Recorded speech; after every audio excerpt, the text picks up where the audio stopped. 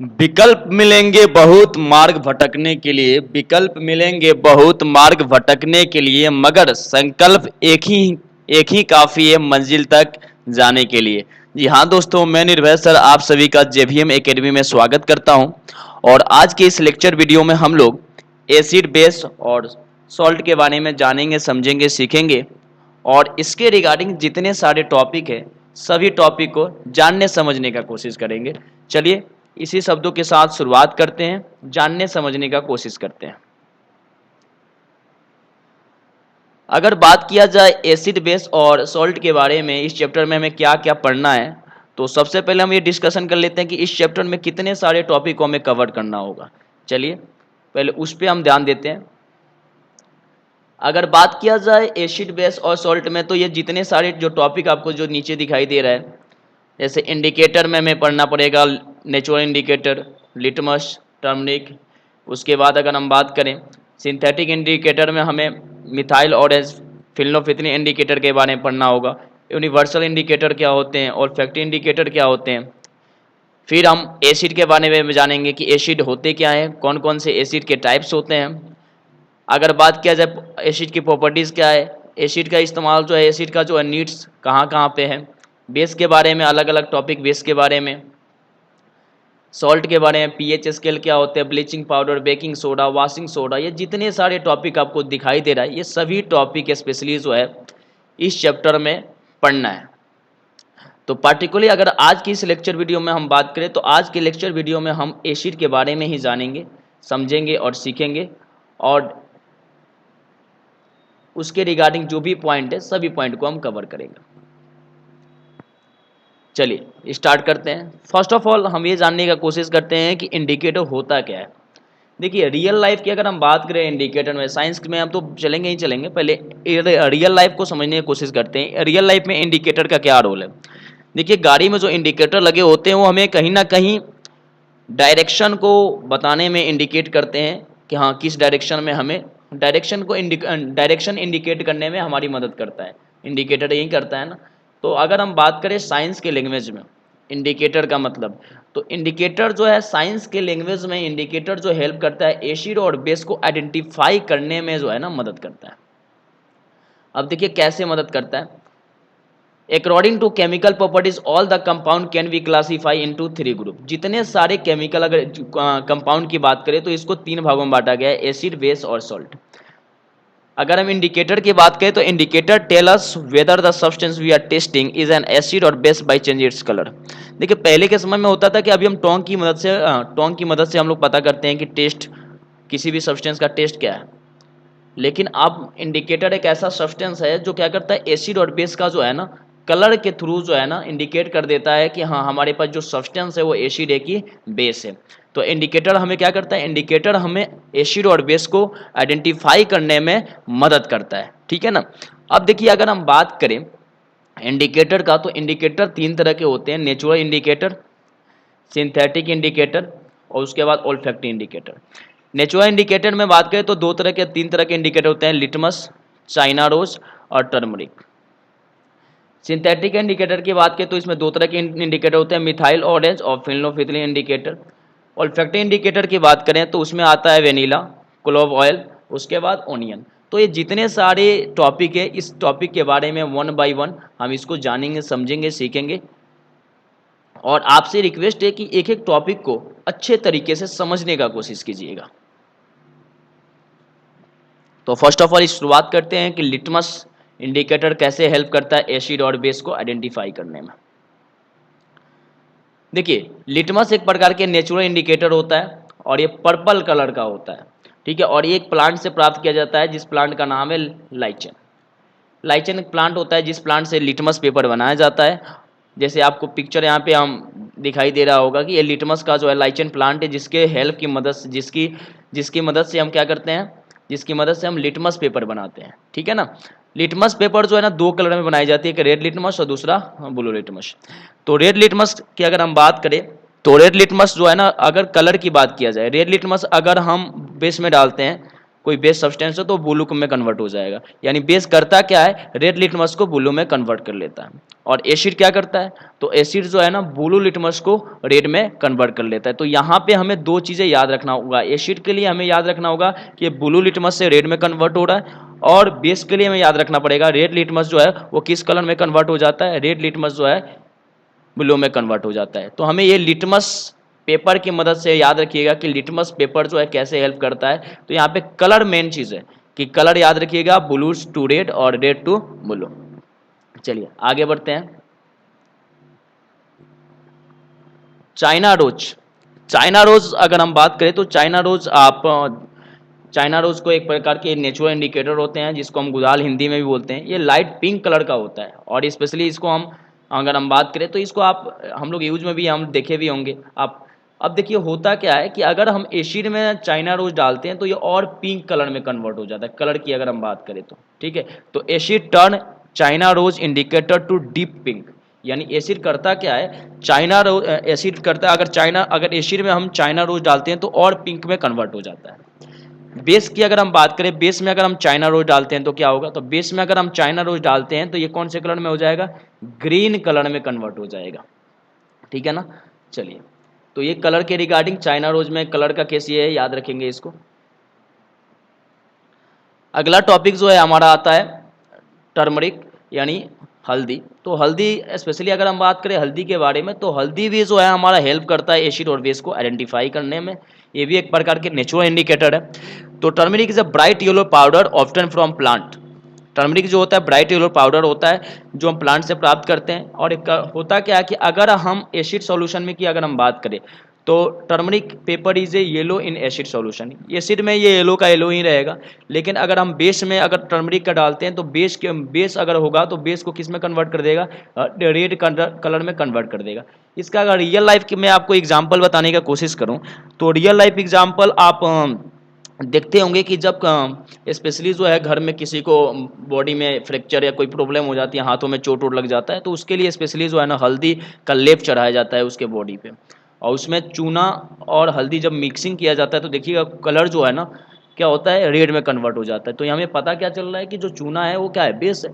तो ये स्पेशली याद रखेंगे इसको, ये भी एक प्रकार के एसिड और बेस को आइडेंटिफाई करने में हमारी मदद कर रहा है। तो हमारे यहाँ पे अगर हम बात करें तो नेचुरल इंडिकेटर हम लोग कंप्लीट यहाँ पे कर चुके हैं। आगे की तरफ बढ़ते हैं। सिंथेटिक इंडिकेटर, अगर हम बात करें सिंथेटिक इंडिकेटर के बारे में तो वैसे इंडिकेटर जो इंसानों के द्वारा बनाया जाता है, which indicator made by human is called synthetic indicator. ये स्पेशली दो तरह के इंडिकेटर होते हैं, मिथाइल ऑरेंज और फिनोल्फिथिलीन इंडिकेटर।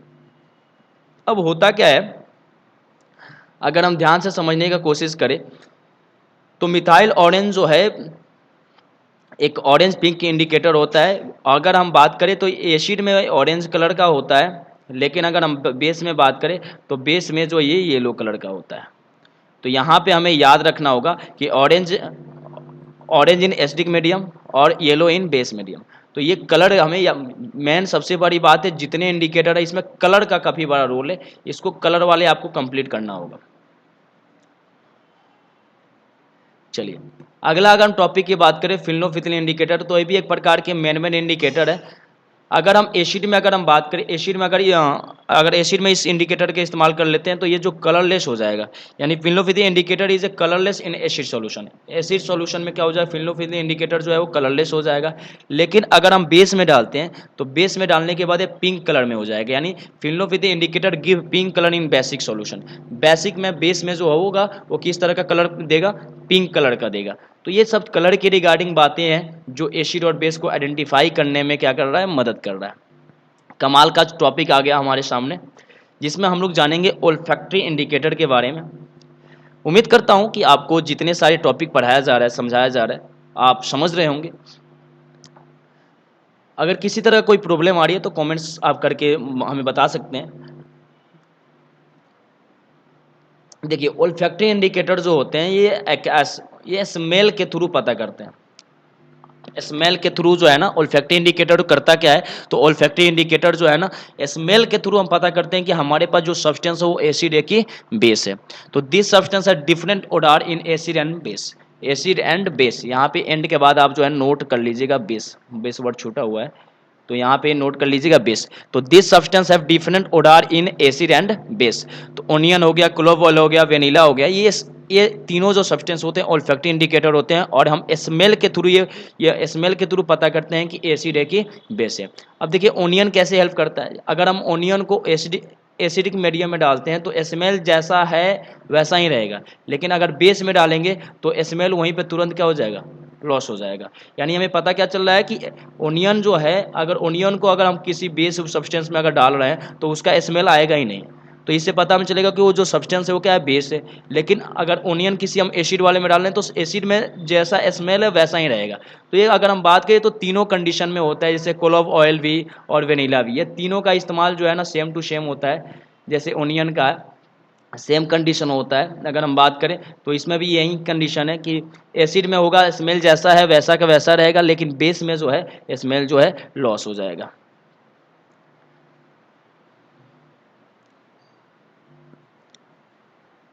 अब देखिए अगर हम बात करें ओल्फैक्टरी इंडिकेटर के बारे में, तो ओल्फैक्टरी इंडिकेटर एक प्रकार के फ्लेवर के लिए इस्तेमाल किया जाता है काफ़ी बड़े अमाउंट पे। देखिए फ्लेवर के लिए इस्तेमाल किया जाता है इसको, केक वोक बनाने में और आइसक्रीम बनाने में लिए इसका इस्तेमाल काफ़ी बड़े अमाउंट पे किया जाता है, और ये काफ़ी कॉस्टली भी होता है। अगर एसिड में बात करें तो एसिड में अगर हम वेनिला का डालते हैं तो ये स्पेशली करता क्या है कि एसिड में रहने के बावजूद भी जैसा स्मेल है वैसा ही रहेगा, लेकिन बेस में अगर हम, तो बेस में क्या हो जाएगा, स्मेल जो है वो लॉस हो जाएगा। तो ओनियन, क्लोव ऑयल और वेनिला तीनों का केस सेम होता है, जो कि एक प्रकार की क्या है, ओल्फैक्टरी इंडिकेटर है। चलिए, तो यहाँ पे हमारा इंडिकेटर जो है कंप्लीट होते हुए अब हम ना अगला जो टॉपिक पढ़ेंगे एसिड के बारे में पढ़ेंगे। एसिड होते क्या है, तो एसिड वर्ड जो है बेटा, एसिड वर्ड जो है एसिडस से बना है, जिसका मतलब क्या होता है, एसिडस का मतलब होता है सावर यानी खट्टा। वैसा सब्सटेंस जो स्वाद में क्या हो, खट्टा हो, वो क्या कहलाता है, एसिड कहलाता है। ठीक है ना। अब देखिए acid have a sour taste, a substance which react with base, ऐसा सब्सटेंस जो बेस के साथ रिएक्शन करके सॉल्ट एंड वाटर बनाए उसको क्या बोलते हैं, हम एसिड कहते हैं। और इसमें एक और चीज़ आपको याद रखना होगा, इस तरह के जो रिएक्शन होते हैं इसको हम न्यूट्रलाइजेशन रिएक्शन भी बोलते हैं। तो acid change the colour of the blue litmus to red, ये हमने अभी पढ़ा था कि एसिड जो करता है क्या है कि ब्लू लिटमस टू रेड में कन्वर्ट कर देता है। इसका कलर जो होता है सॉरी, अगर इसकी टेस्ट की बात करें तो इसकी टेस्ट जो होती है खट्टा होती है, और ये बेस के साथ रिएक्शन करता है तो नमक बनाता है यानी सॉल्ट बनाता है। तो हमने ये एसिड के बारे में जाना, आगे बढ़ते हैं। खुल जाएंगे सभी रास्ते, खुल जाएंगे सभी रास्ते, तू रुकावट से लड़ तो सही, सब होगा हासिल, तू अपने जिद पर अड़ तो सही। तो अपने जिद पर अड़े रहना है, मेहनत करना है, मेहनत करते रहना है, एक ना एक दिन तो कामयाबी मिलेगी ही मिलेगी। कहीं ना कहीं मेहनत जो है ना सबसे बड़ी चीज़ है, कर्म ही सबसे बड़ा कहा गया है ना, वर्क इज वर्शिप। तो हमें मेहनत करते रहना है, रुकावट तो आती रहेगी। कहा गया है ना कि लाइफ में जो है, एक्चुअल में अगर हम बात करें लाइफ में संघर्ष हम करते हैं तभी पता चलता है कि हाँ जिंदगी है क्या, और मज़ा भी आता है। तो हमें ये चीज़ समझना होगा और मेहनत करते रहना है होगा। तो खुल जाएंगे सभी रास्ते, खुल जाएंगे सभी रास्ते, तू रुकावट से लड़ तो सही, सब होगा हासिल, तू अपने जिद पर अड़ तो सही। तो चलिए आगे बढ़ते हैं।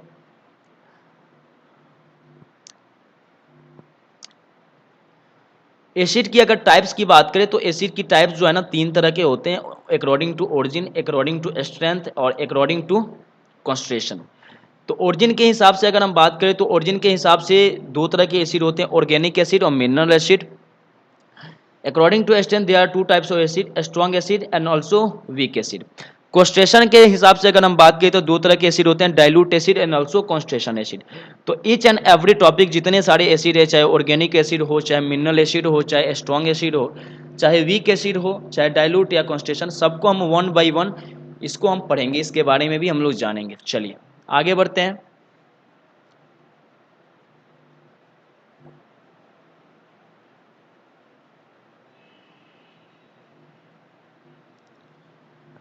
देखिए ऑर्गेनिक एसिड की अगर हम बात करें तो ऑर्गेनिक एसिड वैसे एसिड जो लिविंग ऑर्गेनिज्म से हम प्राप्त करते हैं, जो लिविंग ऑर्गेनिज्म में जो एसिड पाए जाते हैं ना उसको हम बोलते हैं ऑर्गेनिक एसिड। यानी दो acid derive from plant and animal is called organic acid. तो acid derive from living organism like plant and animal is called organic acid. These acid naturally occurring acid. अगर हम बात करें एसिड जो है specially जितने प्लांट और animal होते हैं सबके अंदर पाए जाते हैं। अब स्पेशली होता क्या है जैसे विनेगर हो गया, खट्टा मिल्क हो गया, ऑरेंज हो गया, एन टेस्टिंग्स हो गया, टमाटो हो गया, लेमन हो गया, इसमें अलग अलग तरह के एसिड पाए जाते हैं। तो ये चीज़ें आपको याद रखना होगा। तो वैसे एसिड जो प्लांट और एनिमल में पाए जाते हैं उनसे तो ऑब्टेन किया जाता है, तो उसको हम क्या बोलते हैं, ऑर्गेनिक एसिड। तो इसको आपको याद रखना होगा। चलिए आगे बढ़ते हैं। मिनरल एसिड, तो दो acid prepare from the minerals of the earth are called mineral acid. इसको मैन मेड एसिड भी कहा जाता है, यानी अर्थ जो हमारे मिनरल्स हैं, अर्थ के जो मिनरल्स हैं, उस मिनरल्स की हेल्प से हम क्या करते हैं, एसिड को प्रिपेयर करते हैं। जैसे हाइड्रोक्लोरिक एसिड हो गया, सल्फ्यूरिक एसिड हो गया, नाइट्रिक एसिड हो गया, या जितने सारे एसिड हैं सभी एक प्रकार के जो है ना मिनरल एसिड हैं। तो इससे आपको याद रखना होगा। तो mineral acid man made acid को बोलते हैं, और स्पेशली ये अर्थ के मिनरल्स जो होते हैं उनकी हेल्प से जो है ना बनाया जाता है। चलिए स्ट्रॉन्ग एसिड, देखिए मैन मेड एसिड जो होते हैं ना, सभी मैन मेड एसिड को हम क्या बोलते हैं, स्ट्रॉन्ग एसिड बोलते हैं। यानी जितने मिनरल एसिड होते हैं सभी स्ट्रॉन्ग एसिड होते हैं। बस एक कार्बनिक एसिड ऐसा है जो वीक एसिड होते हैं, और ये काफ़ी डेंजरस होता है ड्रिंक के लिए। तो इसमें याद रखेंगे कार्बनिक एसिड जो है ना, कार्बनिक एसिड को याद रखेंगे। बाकी तो आपको याद रखना होगा कि जितने मिनरल एसिड होते हैं सब स्ट्रॉन्ग एसिड होते हैं। और ये this is completely dissociate into its ion in aqua solution. अगर हम बात करें एक्वेस सॉल्यूशन का मतलब होता है कि पानी के अंदर जो है ना कम्प्लीटली ये आयन जो है ना प्रोड्यूस करते हैं। जैसे हाइड्रोक्लोरिक एसिड हो गया, सल्फ्यूरिक एसिड हो गया, नाइट्रिक एसिड हो गया। तो ये अलग अलग प्रकार के एसिड हैं जो स्ट्रॉन्ग एसिड का जो है ना एग्जाम्पल है।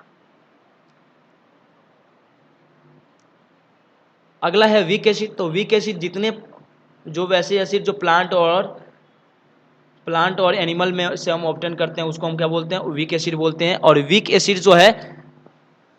एसिड जो होते हैं वो सब ऑर्गेनिक एसिड होते हैं। और ये हम इसको क्या कर सकते हैं, इसका इस्तेमाल हम ईटिंग करने के लिए, ड्रिंकिंग के लिए, सबके लिए हम ये मतलब आसानी से हम इसको ईटेबल होते हैं, यानी खाने लायक होते हैं। This is not completely dissociated into ions, यानी ये अगर एक पानी वाले सॉल्यूशन में अगर हम बात करें तो काफ़ी बड़े अमाउंट आयन ये प्रोड्यूस नहीं करते हैं। ठीक है। This organic acid like acidic acid, citric acid, tartaric acid, ये जितने सारे होते हैं फूड इंग्रेडिएंट के लिए इस्तेमाल किया जाता है। फूड इंग्रेडिएंट का मतलब होता है कि फूड वूड बनाने में भी इसका इस्तेमाल किया जाता है। तो इसको आप याद रखेंगे वीक एसिड के बारे में। अगला हमारा टॉपिक पड़ता है कॉन्सेंट्रेशन एसिड। तो कॉन्सेंट्रेशन एसिड में आप याद रखेंगे वैसे एसिड जिसमें एसिड की मात्रा जो है ना, एसिड की मात्रा काफ़ी ज़्यादा हो। वैसे एसिड जिसमें एसिड की मात्रा काफ़ी ज़्यादा हो और पानी की मात्रा काफ़ी कम हो, उसको हम क्या बोलते हैं, कॉन्सेंट्रेशन एसिड। तो have a high concentration of acid in A aqua solution. Aqueous का मतलब होता है कि पानी का मात्रा जो है ना बिल्कुल कम होगा और एसिड की मात्रा काफ़ी ज़्यादा होगा, वो कॉन्सेंट्रेशन एसिड होता है। और इसमें यहाँ पे लिखा भी आ गया कि minimum possible amount of water. जैसे हाइड्रोक्लोरिक एसिड, सल्फ्यूरिक एसिड इसका बेस्ट एग्जाम्पल है। चलिए आगे बढ़ते हैं। देखिए कॉन्सेंट्रेशन एसिड में जो है ना, कॉन्सेंट्रेशन एसिड में अगर आप वाटर मिला देते हैं तो काफ़ी पतला बन जाता है। ठीक है ना। तो क्या है, एक प्रकार के वो डाइल्यूट एसिड हो गया, जिसमें पानी की मात्रा ज़्यादा हो और पानी की मात्रा ज़्यादा हो और एसिड की मात्रा क्या हो, कम हो, उसको हम बोलते हैं डाइल्यूट एसिड। तो dilute acid is obtain mixing the concentration acid with water. Water के साथ अगर हमने क्या किया, वाटर जो है ना एसिड में हमने वाटर मिला दिया तो डाइल्यूट एसिड बन गया। तो इसमें अगर हम बात करें तो इसमें जो है ना सोल्यूट की मात्रा यानी एसिड की मात्रा कम होगी और सॉल्वेंट यानी वाटर की मात्रा ज़्यादा होगी। तो इसको आपको याद रखना होगा। कुछ टॉपिक नहीं है, इतना हार्ड भी नहीं है, आसानी से समझना होगा। समझते रहिए, सीखते रहिए। अब हम लोग जो है ना एसिड की प्रॉपर्टीज़ के बारे में जानेंगे, समझेंगे, सीखेंगे। उम्मीद करता हूँ आप सभी को समझ में आ रहा होगा। चलिए प्रॉपर्टीज ऑफ एसिड को जानते हैं। तो सबसे पहले फिजिकल प्रॉपर्टीज की अगर बात करें तो एसिड है सावर टेस्ट। एसिड जो होता है स्वाद में जो है वो खट्टा होता है, ये ब्लू लिटमस को रेड में कन्वर्ट कर देता है। दूसरी properties, acid solution conduct electricity. जो एसिड सॉल्यूशन होता है वो इलेक्ट्रिसिटी को क्या करता है, कंडक्ट करता है। Acid react with metal to form hydrogen gas. अगर एसिड मेटल के साथ रिएक्शन करता है तो क्या बनाता है, हाइड्रोजन गैस बनाता है।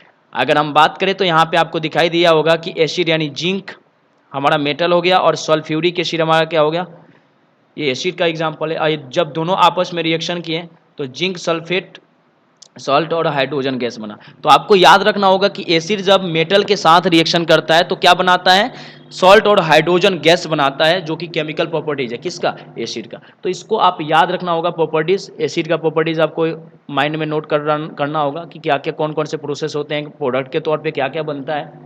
चलिए आगे बढ़ते हैं। अगला जो प्रॉपर्टीज है हमारे सामने, reaction of acid with hydrogen carbonate, यानी इसको बाइकार्बोनेट के नाम से भी जाना जाता है।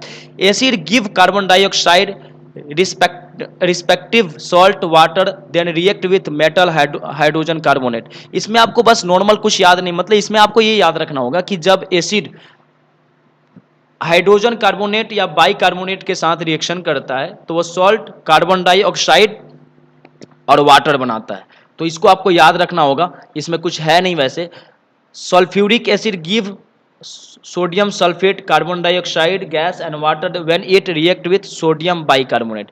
सल्फ्यूरिक एसिड को जब आप सोडियम बाइकार्बोनेट के साथ रिएक्शन करेंगे तो क्या बनेगा, सोडियम सल्फेट, कार्बन डाइऑक्साइड और क्या बनेगा, वाटर बनेगा। तो इसको आपको याद रखना होगा कि जब सल्फ्यूरिक एसिड और क्या सोडियम बाइकार्बोनेट आपस में रिएक्शन करेंगे तो हमारा प्रोडक्ट के तौर पे सोडियम सल्फेट, कार्बन डाइऑक्साइड और वाटर बनेंगे। जो मैंने आपको यहाँ पे बता दिया कि एसिड जब मेटल हाइड्रोजन कार्बोनेट के साथ रिएक्शन करेगा तो सॉल्ट, कार्बन डाइऑक्साइड और क्या बनाएगा, वाटर बनाएगा। तो ये हमारा फिफ्थ प्रॉपर्टीज है। सिक्स्थ भी सेम है फिफ्थ के जैसा, इसमें भी आपको याद रखना भाई, यहाँ पे बस केस ये हो जाता है कि मेटल कार्बोनेट, अगर एसिड मेटल कार्बोनेट के साथ रिएक्शन करेगा तो वो भी बनाएगा क्या, सॉल्ट, कार्बन डाइऑक्साइड और वाटर बनाएगा। लेकिन उसमें फिफ्थ वाले प्रॉपर्टीज में क्या था, मेटल हाइड्रोजन कार्बोनेट, और इसमें क्या है, इसमें मेटल कार्बोनेट है। तो याद रखेंगे कि एसिड जब मेटल कार्बोनेट के साथ रिएक्शन करेगा तो सॉल्ट, कार्बन डाइऑक्साइड और वाटर बनाएगा। तो इसमें अगर हम बात करें, अगर हम हाइड्रोक्लोरिक एसिड को किसके साथ रिएक्शन कराते हैं, सोडियम कार्बोनेट के साथ रिएक्शन कराते हैं तो हमारे पास क्या बनेगा, कार्बन डाइऑक्साइड गैस बनेगा, सोडियम क्लोराइड जो एक प्रकार के सॉल्ट हो जाएगा और वाटर बनाएगा। तो ये सब चीज प्रॉपर्टीज है, छोटे छोटे प्रॉपर्टीज है, इसको आपको याद रखना होगा, काफी इंपॉर्टेंट प्रॉपर्टीज है। कदम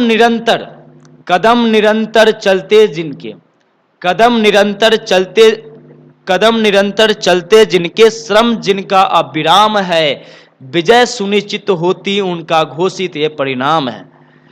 तो कदम जो है ना, निरंतर हमें जो है ना रखते चलना है, रुकावट जो है ना नहीं होनी चाहिए, बिल्कुल कंटिन्यू हमें अपने जो है काम को ना डेली बेसिस पे, डेली कहा गया ना कि डेली का काम डेली करना है, और स्पेशली हमें करते रहना है और आगे बढ़ते रहना है, रुकना नहीं है। और एक ना एक दिन तो विजय मिलेगी ही मिलेगी, हम सफलता हमें मिलेगी ही मिलेगी। चलिए आगे बढ़ते हैं।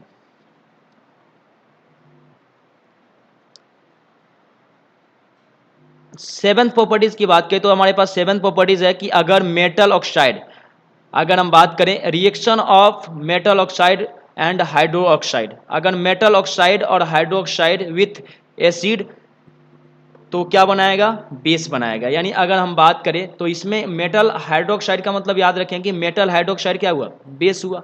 तो मेटल, जितने मेटल ऑक्साइड होते हैं और जितने मेटल हाइड्रोक्साइड होते हैं वो सभी बेस होते हैं, इसको आप माइंड में नोट कर लीजिएगा। जैसे कैल्शियम ऑक्साइड हो गया, कैल्शियम हाइड्रोक्साइड हो गया, सब क्या है, बेस है। तो जब एसिड बेस के साथ रिएक्शन करेगा तो सॉल्ट, वाटर और हीट बनाएगा, जिस प्रॉपर्टीज को हम न्यूट्रलाइजेशन रिएक्शन भी कहते हैं, जो आपने पहले चैप्टर में पढ़ा होगा केमिस्ट्री का। तो ये आपके सामने एग्जाम्पल है, इसको इस एग्जाम्पल के थ्रू आप समझ सकते हैं। Acid have corrosive nature, corrosive nature का मतलब होता है कि एसिड के पास एक ऐसा नेचर होता है जो कि सब्सटेंस को जलाने का नेचर होता है। तो इसको आप याद रखेंगे कि ये ऐसा है कि जो किसी बर्न करने, स्किन हो गया, इसको बर्न करने का भी एक नेचर होता है एसिड में। तो ये एर्थ प्रॉपर्टीज हो गया। उम्मीद करता हूं कि जो प्रॉपर्टीज ऑफ एसिड है आपको समझ में आ रहा होगा। चलिए अगला हमारा टॉपिक बनता है एसिड रेन। देखिए एसिड रेन काफी इंपॉर्टेंट पॉइंट है। पहला अगर हम बात करें इंडिया में, तो इंडिया में हमारे पास सबसे पहले जो है एसिड रेन जो है, ताजमहल पे ऑलरेडी जो है ना एसिड रेन जो है ना हो चुका है। अब देखिए एसिड रेन जो है ना होता कैसे है, इसका प्रोसेस मैं आपको समझाने का कोशिश करूंगा। देखिए अगर नदियों के किनारे, और स्पेशली जो है नदियों किनारे और जितने सारे इंडस्ट्री हैं और जितनी सारी कंपनियां हैं, इसमें होता क्या है कि इससे काफी बड़े अमाउंट में जो है ना नाइट्रोजन का ऑक्साइड, सल्फर का oxide, carbon monoxide, carbon dioxide, ये जितने सारे जहरीले गैस हैं ना, ये सब क्या होते हैं, क्रिएट होते हैं। अब जब ये जितने सारे जहरीले गैस जब क्रिएट होते हैं, और ये क्रिएट होने के बाद होता क्या है कि जब नाइट्रोजन का ऑक्साइड, जहरीली गैस, ये जब ऊपर जो है इवापोरेट होगा, और साथ में जो है हमारे पास ऑलरेडी जो है ना वाटर भी क्या हो रहा है, इवापोरेट हो रहा है। अब ये जब वाटर और नाइट्रोजन का ऑक्साइड जब आपस में मिक्स होंगे तो क्या बना देंगे, इसको आपको याद रखना होगा, ये नाइट्रिक एसिड क्रिएट करेंगे। जब सल्फर का ऑक्साइड, यानी ये काफी जहरीला गैस है, और ये जब वाटर के साथ रिएक्शन करेगा तो ये क्या बनाएगा, सल्फ्यूरिक एसिड बनाएगा। जब कार्बन डाइऑक्साइड वाटर के साथ रिएक्शन करेगा तो क्या बनाएगा, कार्बनिक एसिड बनाएगा। तो अलग अलग जितने सारे पोल्यूटेड जो एयर होते हैं, ये जब वाटर के साथ रिएक्शन करते हैं, चाहे नाइट्रोजन का ऑक्साइड जब वाटर के साथ रिएक्शन करेगा तो नाइट्रिक एसिड बनाएगा। सल्फर का ऑक्साइड जब वाटर के साथ रिएक्शन करेगा तो सल्फ्यूरिक एसिड बनाएगा। और ये क्या होते हैं, जब एसिड क्रिएट होंगे तो ये एसिड जो है ना रेन के टर्म में जो है ना धरती पे वर्षा होगी इसको। अब देखिए धरती पे जब गिरेगा तो काफ़ी बड़े अमाउंट में जो है ना स्पेशली जो है ना पब्लिक एरिया और जितने सारे एरिया काफ़ी बड़े अमाउंट पे जो है नुकसान होगा। तो अगर हम बात करें तो ताजमहल पे सबसे अगर बात करें तो उस समय एसिड रेन हुआ था। वहां से 10 किलोमीटर के एरिया में जो है ना एक तेल शोधक कारखाना थी जो काफ़ी बड़े अमाउंट में जहरीली गैस जो है ना पोल्यूटेड कर रही थी, काफ़ी बड़े अमाउंट जहरीली गैस जो है ना प्रोड्यूस कर रही थी। और केस ऐसा ही हुआ कि बादल यानी उससे जहरीले गैस निकले और साथ में वाटर जब आपस में रिएक्शन किए तो एसिड के टर्म में जो है ना ताजमहल पे जो है स्पेशली एसिड रेन हुआ, जिसके कारण उस आसपास एरिया में काफ़ी बड़े अमाउंट में एसिड रेन हुआ था, जिसके कारण जो है ना काफ़ी भयंकर जो है ना नुकसान हुआ था। तो इस केस में अगर हम बात करें तो फिर सरकार ने एक्शन लिया और आसपास की जितनी सारी एरिया थी उसको जो है ना बिल्कुल जो है ना ताजमहल को बचाने के लिए आसपास एरिया को क्या कर दिया कि कंपनी जितने सारे हैं उसको बंद करवा दिया। तो हमें याद रखना होगा कि हमें जो है ना एसिड रेन, तो उम्मीद करता हूँ कि एसिड रेन आपको समझ में आया होगा कि एसिड रेन होते कैसे हैं। एसिड रेन के रिगार्डिंग जो मैंने पॉइंट अभी आपको पीछे समझाया वही पॉइंट है कि अगर अलग अलग टर्म में अलग अलग रिएक्शन करेगा तो कैसे किस तरह का जो है ना प्रॉब्लम क्रिएट होगा, जो मैं एक प्रकार के रिटर्न के फॉर्म में आपको दे दिया हूँ। तो इसको आप रीड करके समझ सकते हैं। अब अलग अलग प्रकार के एसिड जो होते हैं उसका यूज कहाँ कहाँ पे किया जाता है। तो हाइड्रोक्लोरिक एसिड का इस्तेमाल किया जाए तो हाइड्रोक्लोरिक एसिड का इस्तेमाल सबसे पहले जो है ना अलग अलग इंडस्ट्री में किया जाता है हीटिंग के पर्पस के लिए। और इसको deposit it apply to remove deposit, यानी डिपोजिट जो भी रिमूव उसको बॉयलर्स के रूप में, जो भी बॉयलर्स के अंदर जो है ना जो डिपोजिट हो जाते हैं उसको साफ ऑफ करने के लिए, बॉयलर्स को साफ करने के लिए भी इसका इस्तेमाल किया जाता है। सिंक हो गया या सैनिटरी वेयर होते हैं उसको भी सफाई करने के लिए हाइड्रोक्लोरिक एसिड का इस्तेमाल किया जाता है। अब आगे बढ़ते हैं। देखिए सल्फ्यूरिक एसिड की अगर हम बात करें तो सल्फ्यूरिक एसिड का इस्तेमाल जो है इसको किंग ऑफ केमिकल के नाम से जाना जाता है। तो ये पहला यहाँ पे क्वेश्चन क्रिएट हो रहा है एमसीक्यू के तौर पे भी कि किंग ऑफ केमिकल किन्हें कहा जाता है, तो सल्फ्यूरिक एसिड का इस्तेमाल कहा जाता है। अगर हम बात करें इसका यूज़, तो इसका यूज़ जो है ना बैटरी वोटरी बनाने में इस्तेमाल किया जाता है, पेंट बनाने में, ड्रग्स बनाने में, ड्राइज हो गया, और खाद बनाने में भी इसका इस्तेमाल किया जाता है। नाइट्रिक एसिड का इस्तेमाल करें तो नाइट्रिक एसिड का इस्तेमाल जो है ना गोल्ड और सिल्वर को साफ करने में किया जाता है। और अगला जो है फर्टिलाइजर्स का भी इस्तेमाल, यानी खाद उद बनाने में भी इसका इस्तेमाल किया जाता है। तो उम्मीद करता हूं कि आपको ये लेक्चर वीडियो समझ में आ रहा होगा और एक एक पॉइंट को अच्छे तरीके से आप समझने का कोशिश किए होंगे। Thank you for watching this video.